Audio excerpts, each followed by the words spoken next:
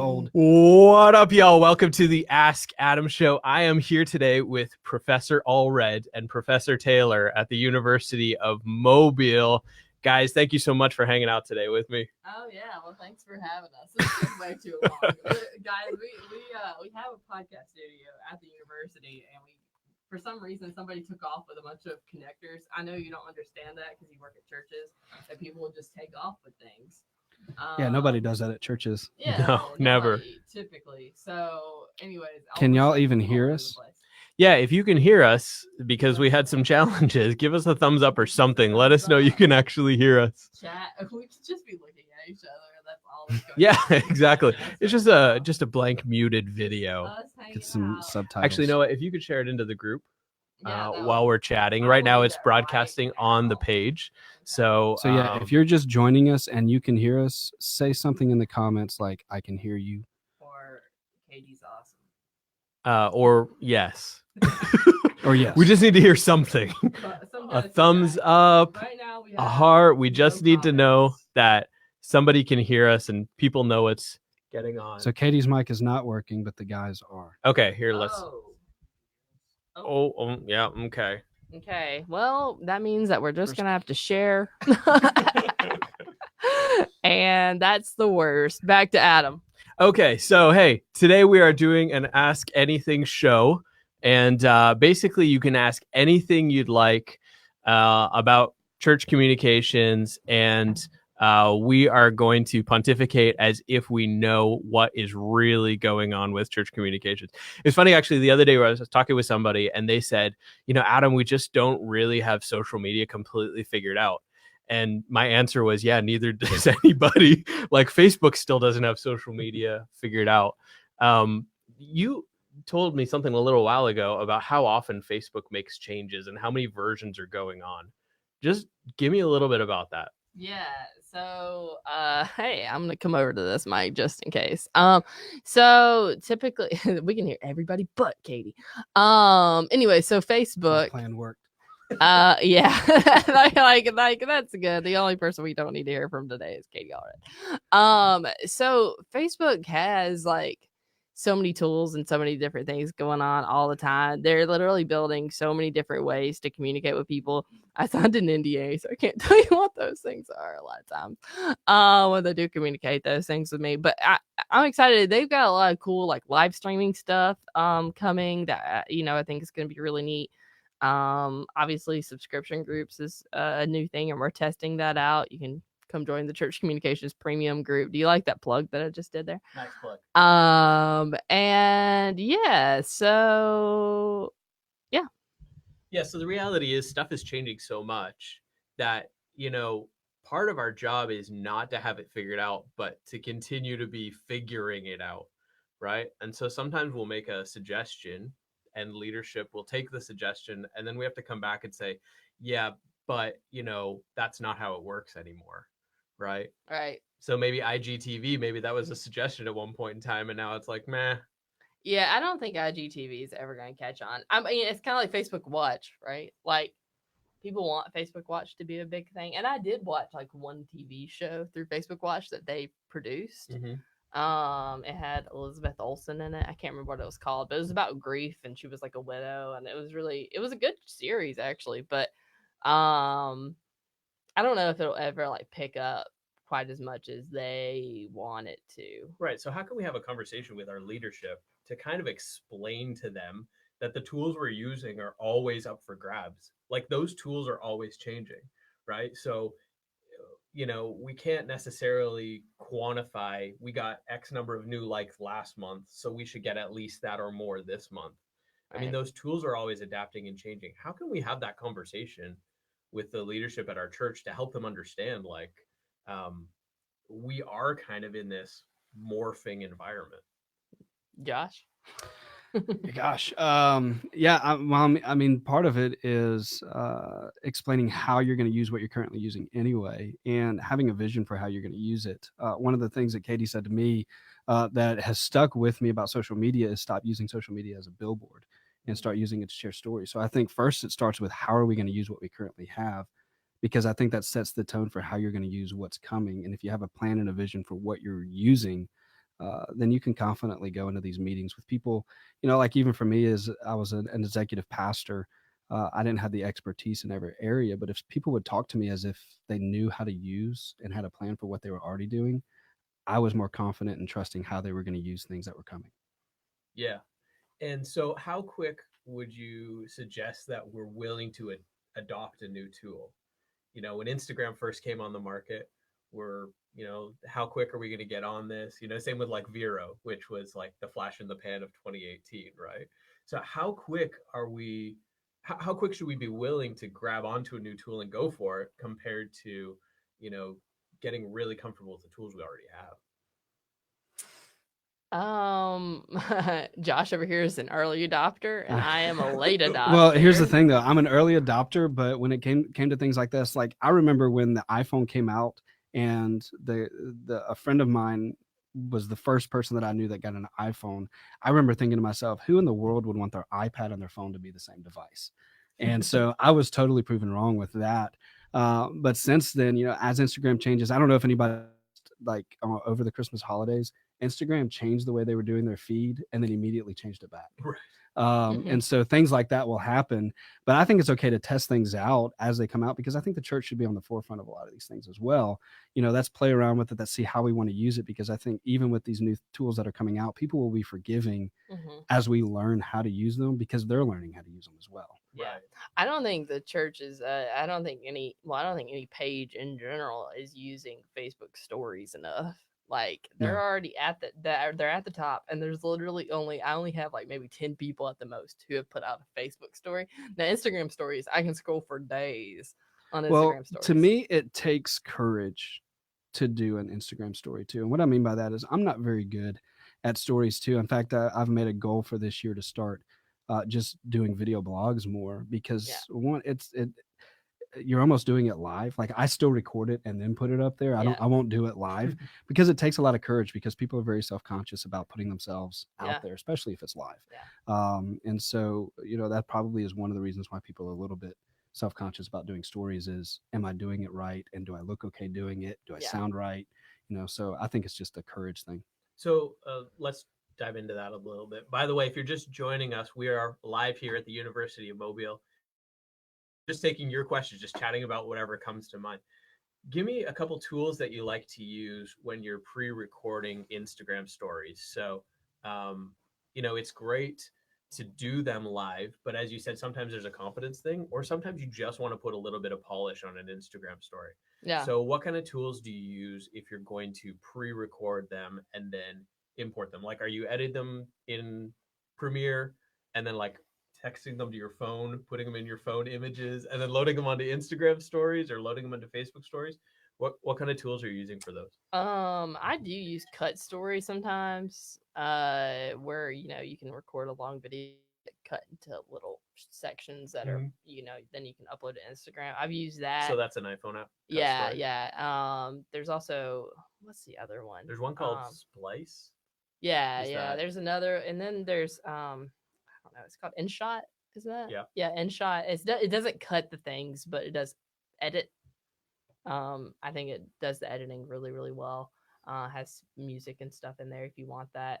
But honestly, like I think the big thing for 2019 is going to be like live, authentic video, like or yeah, just you talking about yourself and that kind of stuff. It's going to be more about that than it is about overproduced content. Like, yeah, I'd love for you to tell me a story and like me see you running at a gym or something. I don't know, but like, it probably, I don't know. I think it's going to produce better if it's just you talking to your camera. Yeah.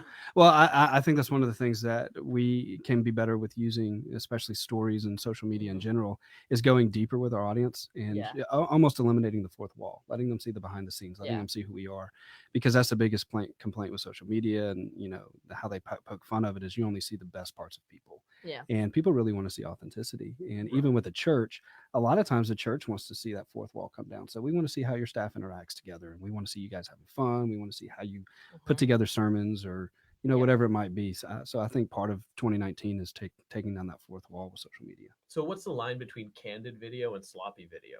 Or is there a line? Like, does it matter if you're presenting your church Like, is that a genuine concern, or is that something we're making up about ourselves?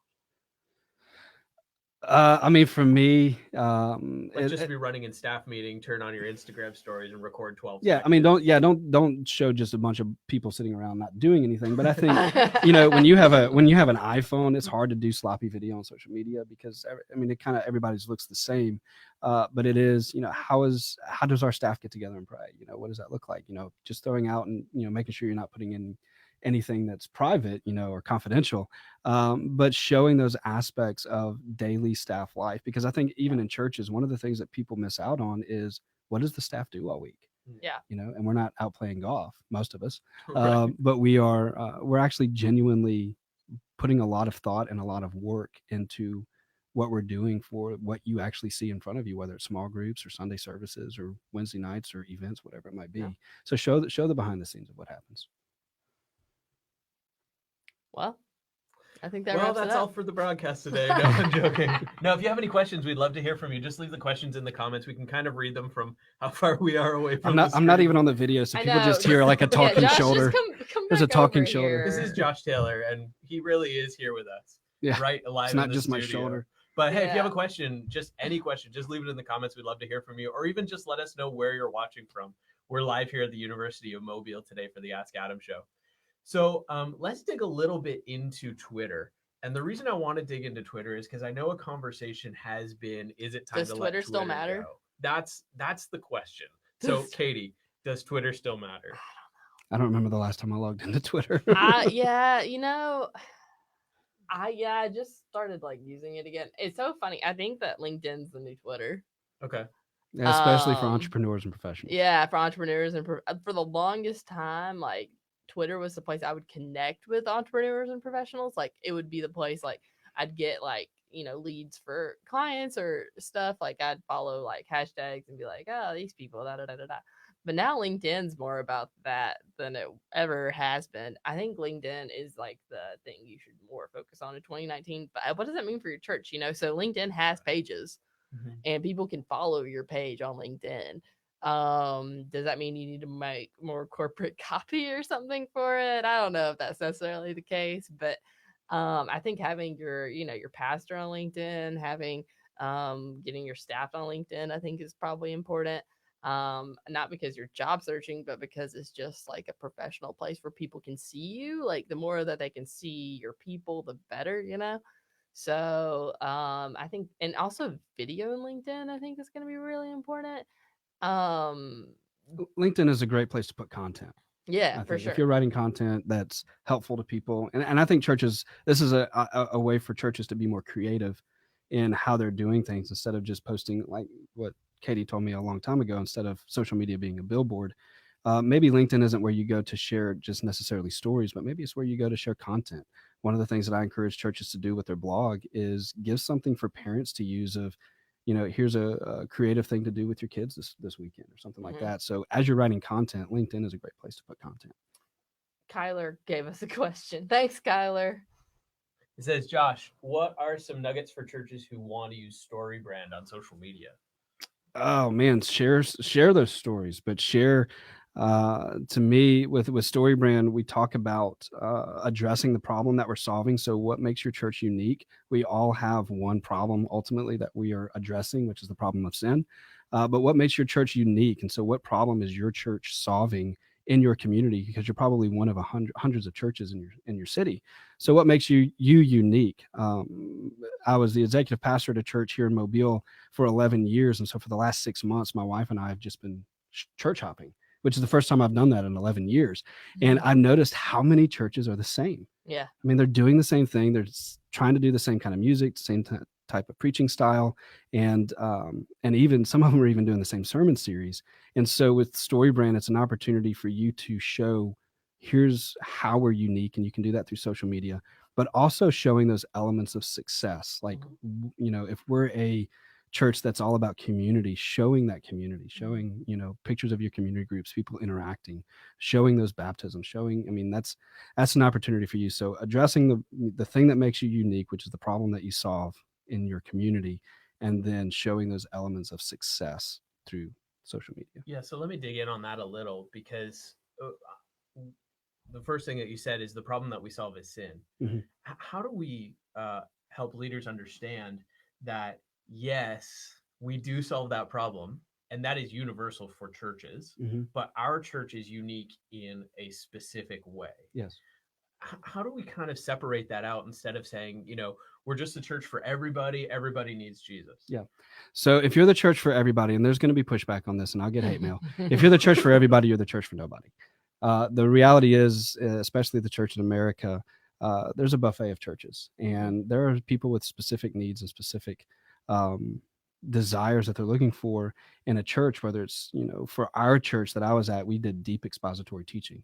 There's really nobody in our city that's doing real deep verse by verse teaching. And so that was a unique thing that we had, and it was something that we focused on. And family discipleship, which is becoming more and more popular amongst churches. And so when it comes to StoryBrand, that's the one thing is, well, everybody just needs the gospel. Yes, everybody needs the gospel, but everybody communicates in a different way, and they pick up those things in different ways.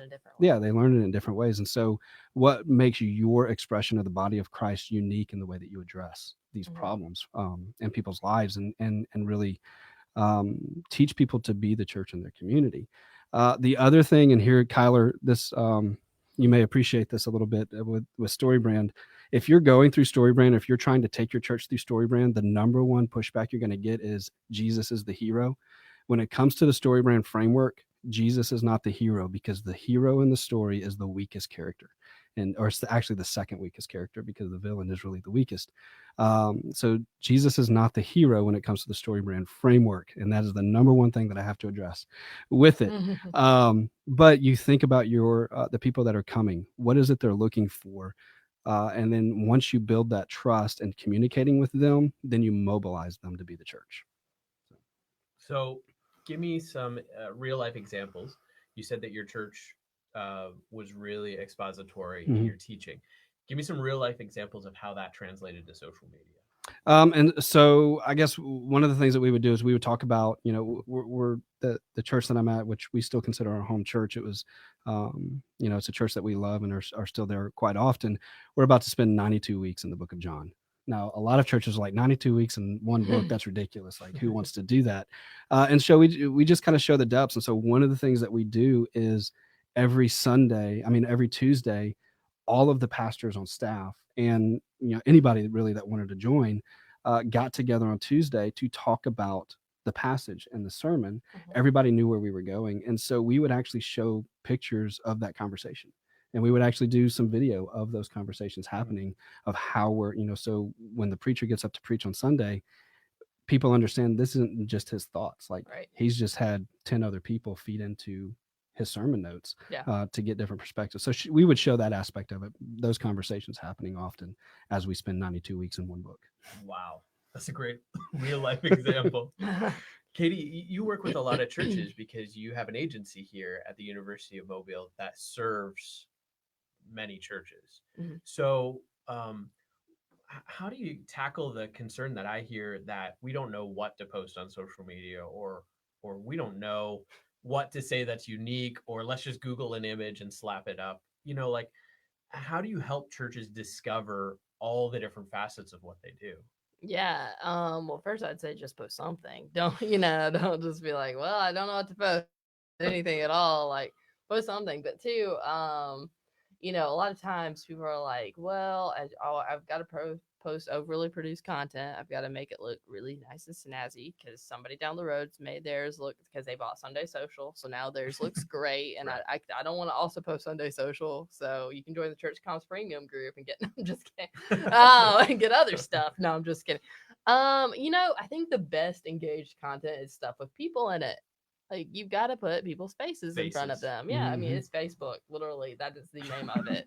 Yeah. So, well, and it's shown that that's the most engaged content is when people's faces are on it. They'll stop and look at a face. Yes. So get out there and get somebody's story. Literally, just stop them at church and say, "What is God teaching you right now?" If they're not learning something from God, then you need to have another discussion with them, because there's not. I mean, like expository teaching, right? Like expository teaching, exactly. Or so you could literally just take a photo of their hands if they don't want to share a picture of their face. I mean, like, just get out there and share some stories of people. I think it's the best thing you can do. But I've been preaching that for like 3 years now. Like, or like, your employees, like Josh was saying, we did this thing called Meet Brentwood. You can find the hashtag Meet Brentwood and hashtag. So you can find that, and like I just took like 3 questions, like what do you like about working, what's your job at Brentwood, what do you like working at Brentwood for, and what do you want to see Brentwood do for Nashville or something like that. I don't know. And anyways, it was so well received, especially because people love the person, they love the minister that you're talking to. And so it was so well received, it was so shared, and so easy. It took me like 5 minutes to email them, go down there and snap a pic with my iPhone of them at their desk and put it on Instagram. Sure. So I think we're overthinking it a lot of times. Yeah. Noah asked a good question. I don't know if you guys can see it because it was long.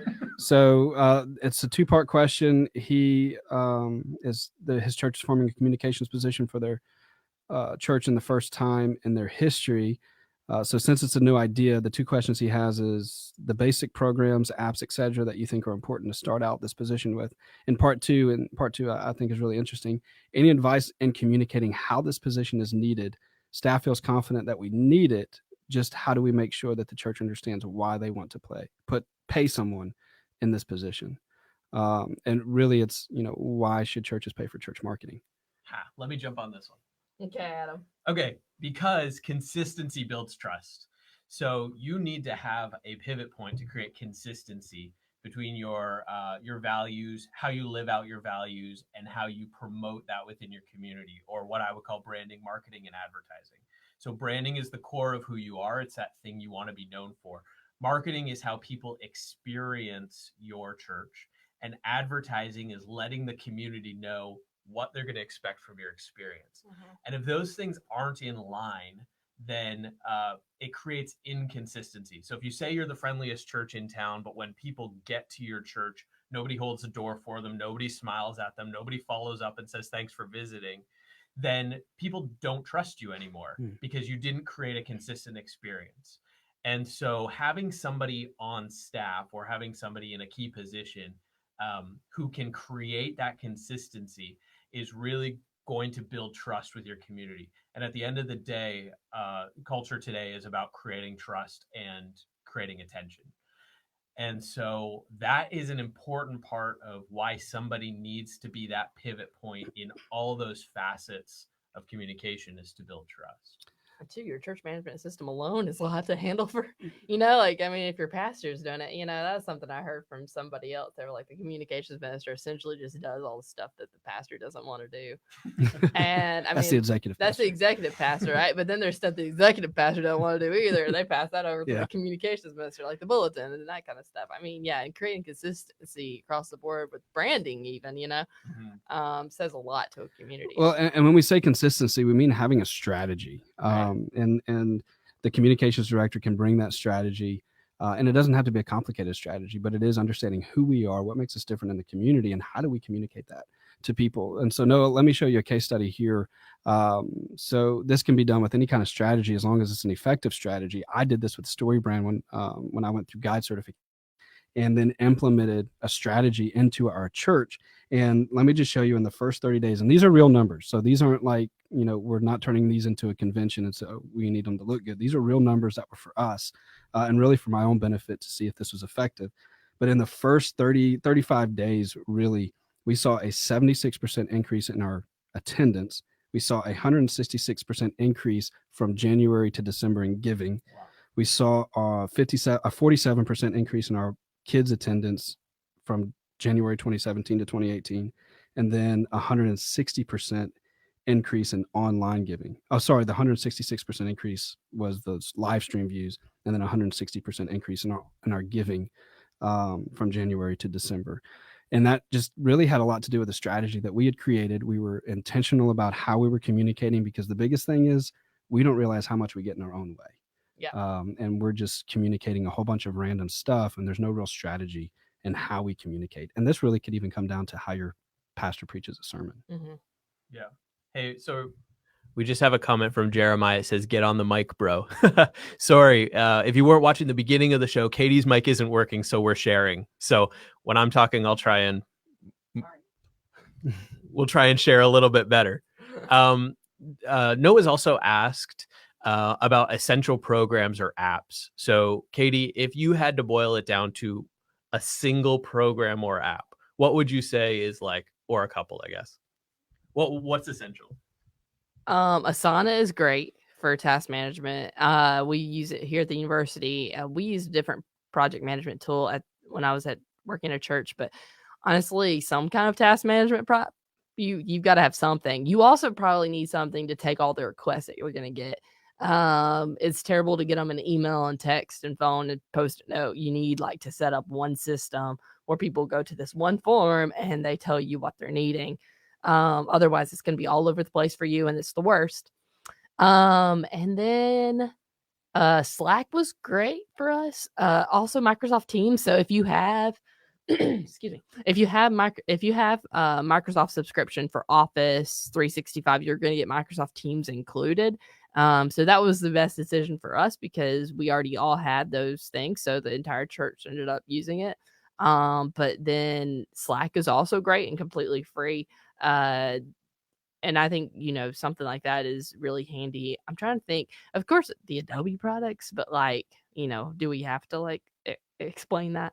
And then, Canva. And if you get a great. Creative Cloud license to the Adobe products, you get all of their apps, which that includes their mobile apps too, which are great. So it's like $50 a month, but it's worth it because Unless you work for a university. Right. It's $19 for us. There's Premiere.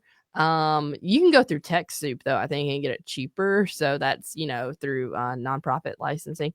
And then so I recommend TechSoup. Look that up.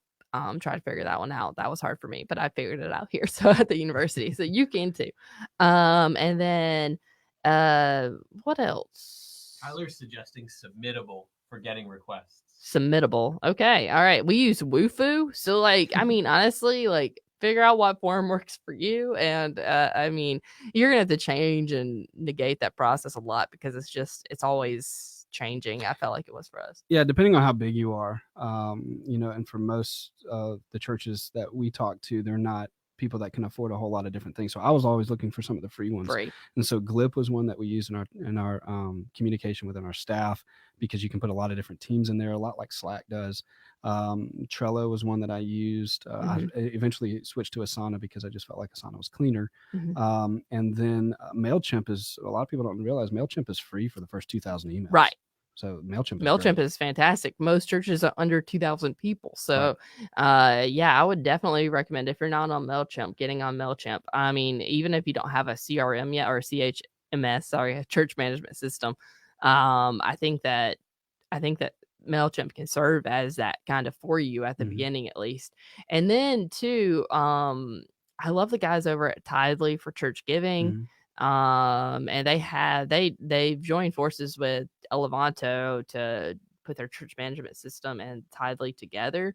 And I think that what they're offering is really great. They also have like this church app. I'm not exactly for church apps, but if you're going to get one, I think they're the best. Sorry, I just touched the microphone. You probably all heard a loud thing. But I think I think they're offering a lot of really great stuff. There's Text in Church for texting. If you want to do that, honestly, texting, I think is going to be the next. It is the thing. It is the thing now. It's a 97% open rate. Yes. Yes. So texting is the thing now. So don't wait. And like, I think people are always like, well, I want a church app because I want to get notifications on your phone. I'm like, that's not where people are going to look. Well, they're going to look opt out of those too. Right. They can opt out. They can turn off the notifications. That's what I do with every app that isn't important to me. Even Facebook, I don't have the notifications on. Sorry, everybody. So I only have notifications on obviously my messages, and I don't even have it on my email. I don't want to look at that. So let me jump on that for a minute. Yeah, go for it. Sorry, before I get to there, Tyler, wow, I'm sorry, Kyler asked, he can shoot me later, a very important question, and that was, what is your favorite Slurpee flavor? And the only flavor that needs to exist is Coca-Cola. That's what I'm throwing out there. But let's go back to text messages. So what do you like? Cherry. The cherry? I like mixing the both of them. Cherry Coke. What? Just Yeah. I need a minute now. Okay, let's skip this You because don't like I that. can't do it. Who are you? Let's go back Get to out of here. let's go back to text messages. So I agree with you. Texting is a thing. 90%, 97% open rate. It's way more effective than hoping people download an app, hoping they keep it on their phone, hoping they leave the notifications on, and then you can send them push notifications. But how do we find the balance between too much is too much? Like, how do we know when we've got a tool like texting and we're not using it as much as we could versus we're like way overusing it and people you start blocking the number or opting out? How can you create that balance without like forcing the issue so hard that people opt out and now you don't have their attention at all? Don't do it at 6:30 in the morning. Don't do it at 6:30 in the morning. Do it at 6:30 at night. Hey, yeah. People are sitting up and doing that. And then also, so I've signed up for there's a mobile rundown group, and it used to be an email, I think, that they sent out. Now they're doing it via text. And they text us this like they'll say like something like, you know, cutesy at the beginning, like this week we have Santa Claus or something in town, and then it'll say like click here to learn more about the rest we have 28 events is coming this week, like click here to learn more about those.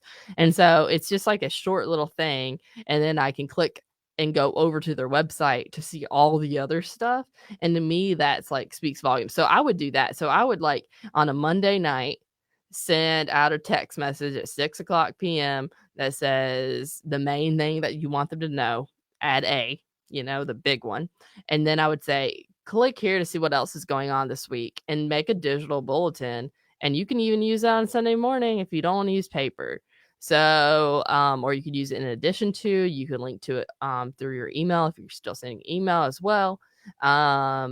I think that would build you a big evergreen system of content to be like, all right, here's all the stuff. So I think that would be great. I don't know. One of the things that you can get more people to opt in on it is by putting less and less stuff on your printed material. Right. And say, you know, so, hey, if you want to know more about some of these things, or if you want to know about the other things that are happening, maybe put 2 or 3 things on your bulletin or your weekly or whatever you have, and then say opt into these text messages so you can stay up to date with some of the things that are happening, or Right. I mean, down here we have hurricanes.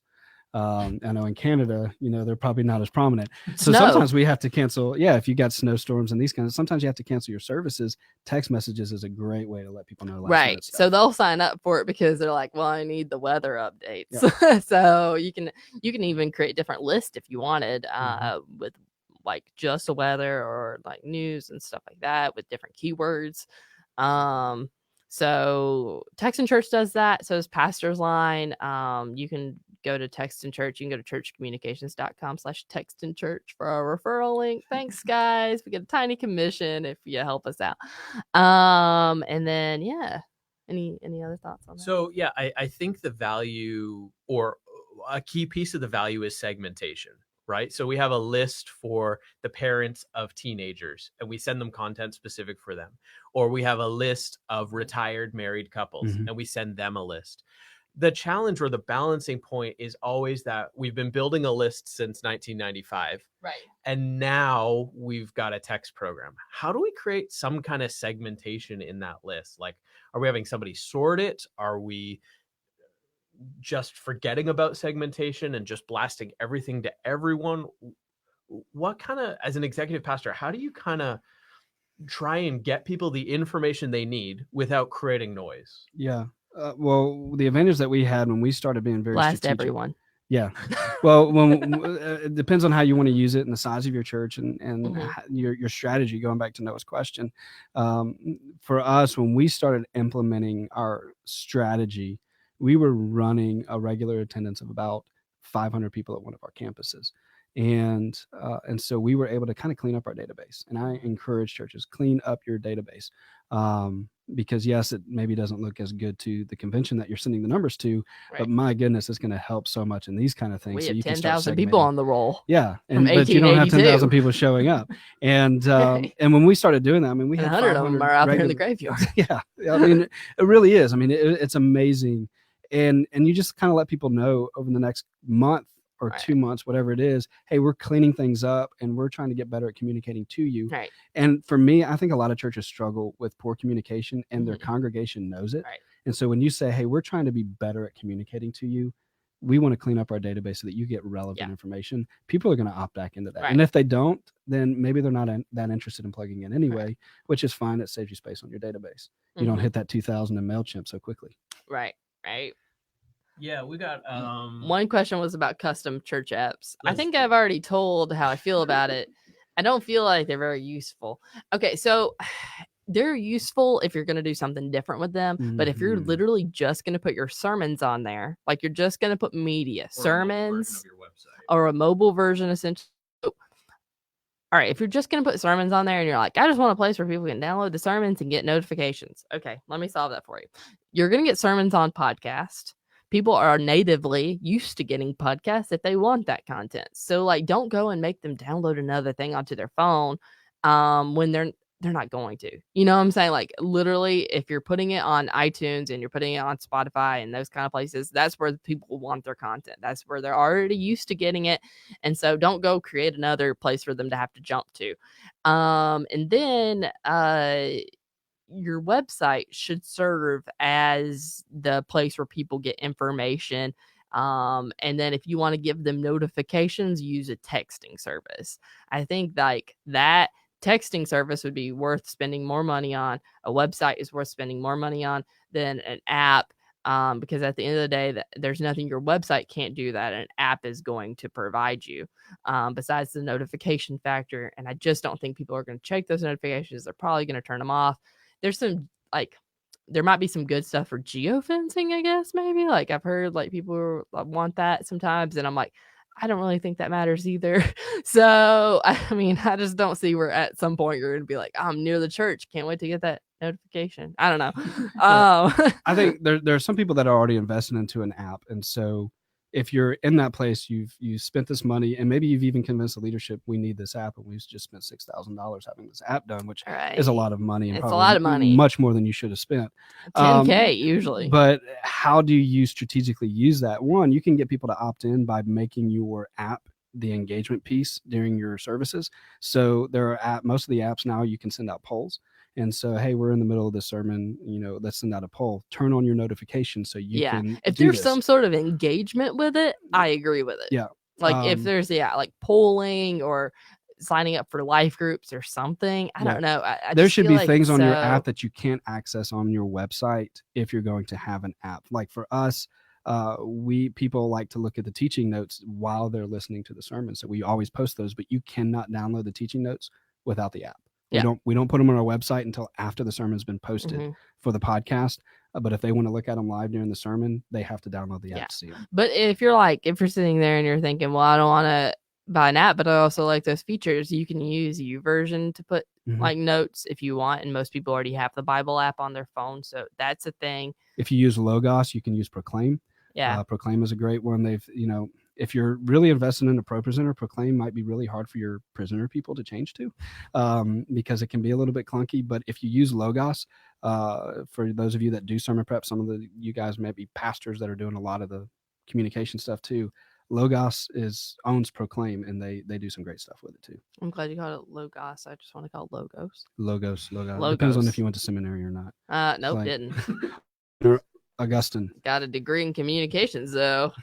So Seth Muse makes a great comment. The trick to a successful app is putting content in the app that only exists there. And I think that just reinforces Josh's comment. I want to ask one more question and then we're going to log off. Although I could be here all day because I'm just enjoying the conversation. Already missed a meeting, so I'm good. Okay. Well, let's just keep going. No, I've got one more question and it's in the same vein as the app. So how do we have a real life conversation when we discover that something we thought was going to work really, really well isn't working? Like, let's say a church invested heavily in an app and they pay every month to maintain this app. And it just gets to the point where they say, you know what, this isn't serving us the way. Yeah, we need to cut our losses. This isn't serving us the way we wanted it to. How can we have a real life conversation? And how important is it to get over our pride or whatever's standing in the way of having that real life conversation? I think it's okay to say you're sorry. And two, I don't know. Yes, it's a pride thing at the end of the day. If it's not working right, and some of it's sunk costs. Right. There's sunk And- cost. And some of it's pride, or some of it's like we spent all this. Sometimes the sunk cost is time. Mhm. We Yep. spent all this time Time and effort. convincing a third of our congregation to download this app, Right. and now we're going to say, "Oh, never mind." Again, it goes back to the transparency and authenticity. You know, people want to see humility. They want to see, hey, we're willing to admit when something doesn't work, which I think we need to be better at in communications, because our pride does get in the way, and we just try to force something to work Right. that really takes more time and more energy than it should, just because we're trying to prove it right when we just know in our hearts this isn't going to work. So we need to be honest. Hey, this isn't work. We're trying something new.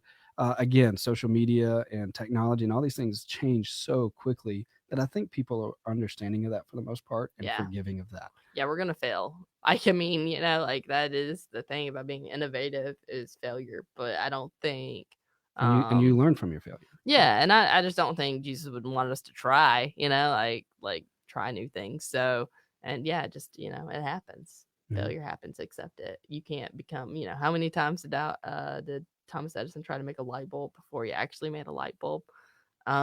So at some point something's going to stick. But two, it's worth listening to the and asking in the church communications group, like, have you tried this? Before you try it, just getting feedback. I think people are more than willing to call you and have conversations with you about if these things worked or not. So I know I've talked to several churches in the past year just about, you know, this or that or the other. And I think it's worth always having a conversation with people who've been there as well before you jump into the deep end. And don't jump off of it too quickly too. Give it a chance to work. Sometimes it takes a little while for Right. things to set. I mean, even when online giving came out, you know, a lot of churches pushed back on it because we had Right. to pay a processing fee. Right. But how much more are people willing to give because it's so more easy. convenient? Yep. And so what is not paying that processing fee costing you? Right. Well, my brain is completely full. So thank you so That was much for fun. joining us today, having these asking these questions, involved in this conversation. Even if you're watching this after the show is live, just go ahead and leave a question in the comments. We'll tag Katie and Josh, and they'll be able to continue to answer these questions. Let's just keep the conversation going. I think 2019 is going to be an incredible year for church communications. And again, we're here live at the University of Mobile. Katie, Josh, thank you so much for hanging out today. Yeah, that was fun. Thank you.